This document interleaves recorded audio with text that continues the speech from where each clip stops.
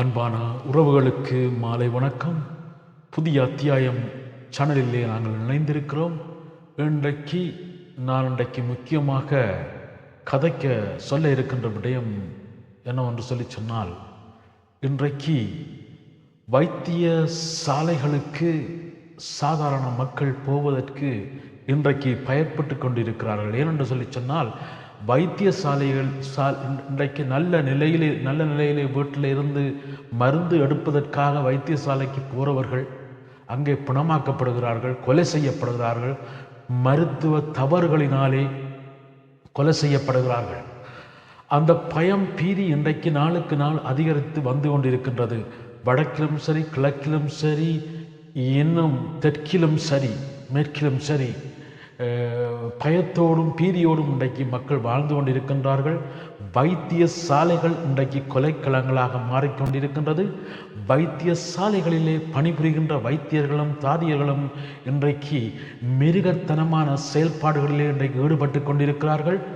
அங்கு வருகின்ற நோயாளிகளை சரியான முறையிலே அவர்களை அரவணைக்காமல், அவர்களை கவனியாமல், அவர்களுக்கான சரியான மருந்துகளை கொடுக்காமல், அவர்களிலே பழகுகின்ற வைத்தியர்களாக இன்றைக்கு மாறிப்போயிருக்கிறார்கள். சொல்லப்போனால் அரைகுறை படித்த வைத்தியர்களாக இன்றைக்கு இருக்கின்றார்கள். டூப்பு வைத்தியர்களாக இன்றைக்கு மாறி இருக்கிறார்கள். இவர்கள் இன்றைக்கு எத்தனையோ பேர் இன்றைக்கு கொலை செய்யப்பட்டு கொண்டிருக்கின்றார்கள். இன்னும் மருத்துவ தவறினாலே கொலைகள் நிகழ்ந்து கொண்டிருக்கின்றது. அண்மையிலே முல்லைத்தீவிலே மாஞ்சோலையிலே நடந்த 12 வயது 10 வயது சிறுமிக்கு நடந்த அநியாயமான கொலை, அந்த வைத்தியரை இன்னும் தண்டிக்காமல், அவருக்கு மரண தண்டனை வழங்காமல் கூடிய இன்றைக்கு இருக்கின்றார்கள்.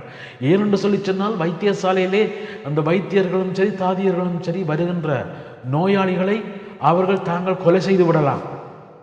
சட்டம் அவர்களுக்கென்று தனியாக இருக்கின்றதா?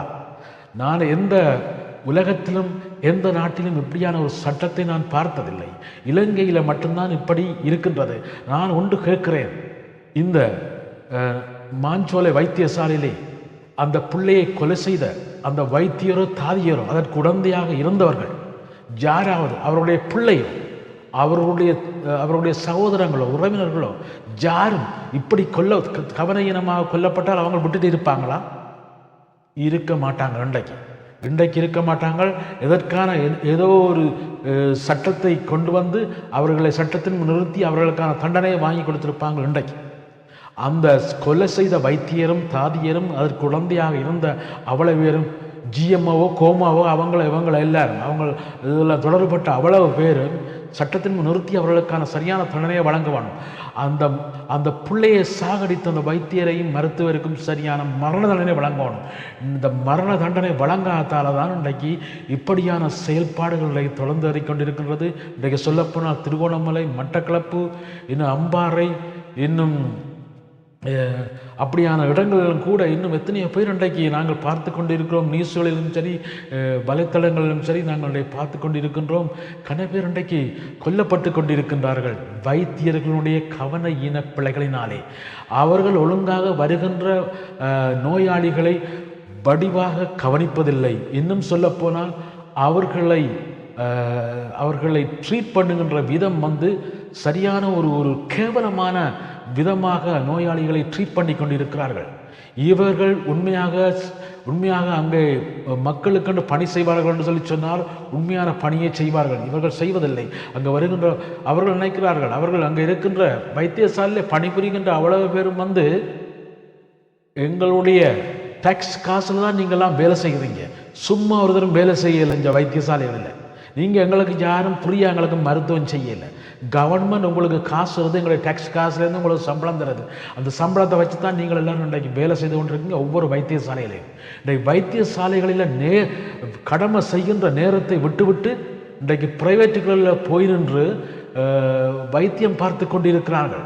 இன்றைக்கு வைத்தியசாலையிலே சரியான மருத்துவம் கொடுக்கப்படுவதில்லை. ஏனென்று சொல்லி சொன்னால், 2 காசு உழைக்கிறார்கள். ஒன்று அரசாங்க வைத்தியசாலையிலே உழைத்து கொண்டு பிரைவேட்லேயும் உழைக்கிறார்கள். சொல்லப்போனால் கடமை நேரத்திலே இடைக்கிடைக்கிலே போய் பிரைவேட் வைத்தியசாலைகளிலே தங்களுடைய வைத்தியங்களை செய்து கொண்டிருக்கின்றார்கள். அங்கே பிரைவேட் வைத்தியத்துக்கு, அங்கே என்னுடைய கிளினிக்கு வா, நான் நாங்களை பார்த்துக் கொள்கிறேன் என்று சொல்லுகிறார்கள். இப்படியானவர்களை மக்கள் இனங்கண்டு அவர்களுக்கான சரியான அடி கொடுக்கணும், அல்லது அவர்களுக்கான மரணம் கொடுக்கணும், அல்லது அவர்களை ரோட்டிலே விட்டு அடிச்சடித்து அவர்களை திரத்தணும். இப்படியான மக்கள் இதற்கு கிளர்ந்தளவனும், மக்கள் இதற்கான செயற்பாட்டில் இறங்குவார்கள் என்று சொல்லி சொன்னால் நிச்சயமாக இந்த டூப்பு வைத்தியர்கள், இந்த அரைகுறை படித்த வைத்தியர்கள் இன்றைக்கு மக்களை சாகடித்து கொண்டிருக்கிறார்கள். இன்றைக்கு அவர்கள் இன்றைக்கு திருந்துவார்கள். இல்லாவிட்டால் மக்களுடைய வரிப்பணத்திலையும் வாழ்ந்து கொண்டு இன்னும் பிரைவேட்டுகளிலையும் போயிருந்து தங்களுடைய வைத்தியத்தை விற்றுக்கொண்டு இன்னும் மக்களை சாகடித்து கொண்டும் இருப்பார்கள். அப்படியான செயல்தான் இன்றைக்கு கூட நடந்து கொண்டு இருக்கின்றது. 2025ஆம் ஆண்டிலும் சரி, 2026ஆம் ஆண்டிலும் சரி, இப்படி பல்வேறு விதமான கொலைகள் நடந்து கொண்டிருக்கிறது. இன்னும் சொல்லப்போனால் ஒரு நோயாளி சரியான சீரியஸான வருத்தத்தில் போகும்போது அவரை கால தாமதித்து வச்சிருந்து அப்படியே அவரை சாகடித்து விட்டுருவார்கள். அப்படித்தான் என்னுடைய சகோதரனுடைய மனைவிக்கும் பெரிய ஆஸ்பத்திரியிலே, யாழ்ப்பாண ஆஸ்பத்திரியில் நடந்து கொண்டது.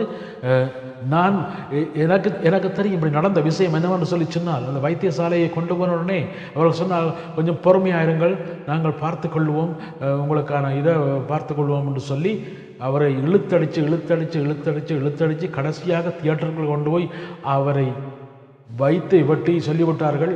இவருக்கு எல்லாம் புல்லாக பரவி விட்டார்னு சொல்லி அப்படியே ஒழுங்கான அவர் ஸ்டிச்சஸ் போடாமல் கொள்ளாமலுக்கே ஒழுங்காக தாறுமாறாக கட்டி போட்டு அனுப்பி விட்டாங்க. ஒரு கிழமையாலே வீட்டிலேயே செத்து விட்டார். என்ன பரிதாப நிலை இது! இவர்கள் சாகடிச்சு கொண்டு இருக்கின்றார்கள். மருத்துவம் பார்க்க வேண்டிய, மருத்துவத்தை சரியாக கொடுக்க வேண்டிய அந்த வைத்தியர்கள் இன்றைக்கு மக்களை சாகடித்து கொண்டிருக்கின்றார்கள்.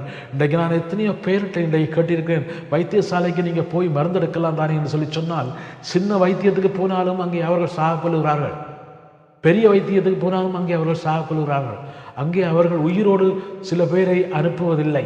நாங்கள் இன்னும் சொல்ல போனால் அங்கே போகின்ற போது அந்த தாதியர்களும் சரி, வைத்தியர்களும் சரி, நாய் மாறி ஏறி பாய்கிறார்கள். அவர்களுக்கு கதைக்க தெரியாது, அவர்களுக்கு எப்படி அணுக தெரியாது பேஷண்ட்ஸோட. முதல் அவங்கள சொல்லோடு நான் இந்த ஸ்ரீலங்காவில் இருக்கிற அந்த ஒவ்வொரு வைத்தியசாலையிலையும் இருக்கிற தாதியர்களையும் டாக்டர்களையும் நான் சொல்ல வேணும். முதல் வந்து இந்த வெளிநாட்டுகளில் இப்படியான செயல்பாடு இல்லை. இப்படியான செயல்பாடு செய்தால் உடனே கொண்டு போட்டு தள்ளி விட்டுருவாங்க. நான் அங்கே தான் இப்படியான செயல்பாடெலாம் நடத்தி கொண்டு இருக்கிறீங்க. ஆனால் மக்கள் விழித்தளவனும் இந்த விஷயத்தில் விழித்தெழுந்து இப்படியான இப்படியான வைத்தியர்களுக்கு கடுமையான தண்டனை மக்கள் கொடுத்தால் ஒழிய இந்த சட்டமும் ஒன்றும் இட்ட வரைக்கும் பாருங்கள், எத்தனையோ பேரை கொலை செய்திருக்கிறாங்க. அவங்களுக்கான சரியான தண்டனை கொடுத்துருக்காங்க. எந்த வைத்தியரை கொண்டே சிறைசாலையில் கொண்டே அடைச்சிருக்காங்க?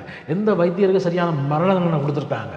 இவர் தான் இந்த நோயாளியை சாக கொண்டவர்கள் தெரியும் எல்லாருக்கும்.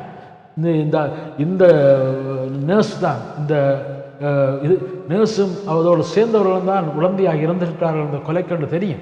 இருந்தும் கூடியே அவர்களுக்கான சரியான தண்டனையை கொடுத்துருக்காங்களா? அவங்களுக்கு மரண தண்டனை கொடுத்துருக்காங்களா? சட்டத்தின்படி யாரும் நெக்லிஜென்ஸாக டிரெக்டாக இதில் ஈடுபட்டு செய்கிறாங்களோ அவங்களுக்கு மரண தண்டனையை தவிர வேறு ஒரு தண்டனையும் இல்லை. சட்டத்தின்படி அவர்களுக்கான தண்டனை கொடுக்கத்தான் வேணும். இன்றைக்கு நெக்லிஜன் என்று சொல்லியே அப்படியே காலத்தை கடத்தி கொண்டு அவங்களுடைய உயிர் வாழ்ந்து கொண்டு தங்களுடைய குடும்பத்தையும் மனைவி பிள்ளையும் இன்றைக்கு பெருக்கடித்து வாழ்ந்து கொண்டு இருக்கிறாங்க. இன்றைக்கு அப்படியாப்பட்ட வைத்தியர்கள் உயிரோடு இருக்கக்கூடாது. யாராவது அவங்க எல்லாரையும் மக்களை நடுரோட்டில் வச்சு அடித்து கொல்லணும். அவங்களுக்கு அப்படியான தண்டனை கொடுக்கும்போது தான் சரியான தீர்ப்பு, சரியான வைத்தியசாலைகளை சரியான நடைமுறை நடத்தப்படும்.